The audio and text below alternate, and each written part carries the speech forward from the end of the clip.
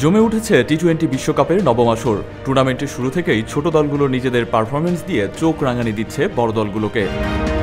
আবার ফেভারিট দলগুলো অপেক্ষায় আছে নিজেদের শক্তিমত্তা দেখানোর। উদ্বোধনী ম্যাচে যুক্তরাষ্ট্র ও কানাডা দেখিয়েছে তাদের ব্যাটিং শৈলী।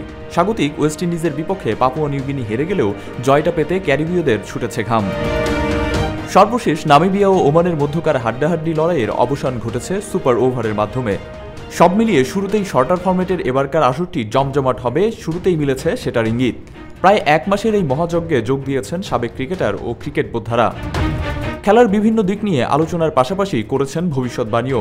কার হাতে উঠবে এবারের আসরের শিরোপা, কারাই বা হবেন ফাইনালিস্ট, সে নিয়ে চলছে অনেক জল্পনা কল্পনা।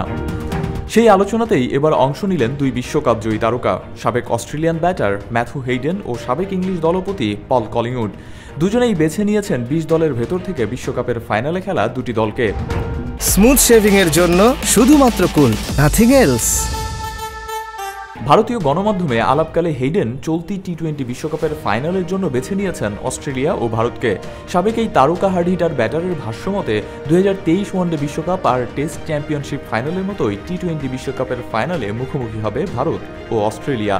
তবে ইংল্যান্ডকে টি-20 বিশ্বকাপ জেতানো পল কলিংউড অবশ্য দিয়েছেন ভিন্ন মত। সাবেক এই অধিনায়কের মতে এবারের আসরে ফাইনাল খেলবে ইংল্যান্ড, প্রতিপক্ষ হিসেবে থাকবে ওয়েস্ট ইন্ডিজ। তিনি মনে করেন 8 বছর পর পর একই রকমের ফাইনাল হবে বিশ্বকাপে। সেই অনুযায়ী 2016 সালের পর 2024 সালে এসে আবারও বিশ্বকাপের ফাইনালে মাঠে নামবে ইংল্যান্ড ও ওয়েস্ট ইন্ডিজ। এর আগে ক্যারিবীয় কিংবদন্তি ক্রিকেটার ইয়ান বিশপ বলেছিলেন এবারের বিশ্বকাপের ফাইনাল খেলবে ওয়েস্ট ইন্ডিজ ও ইংল্যান্ড।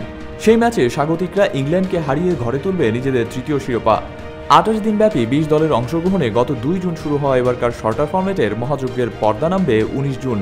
আর তখনই জানা যাবে নবম টি-20 বিশ্বকাপের আসরে চ্যাম্পিয়ন কোন দল, কাদের হাতেই বা উঠছে টি-20 বিশ্বকাপের শিরোপা।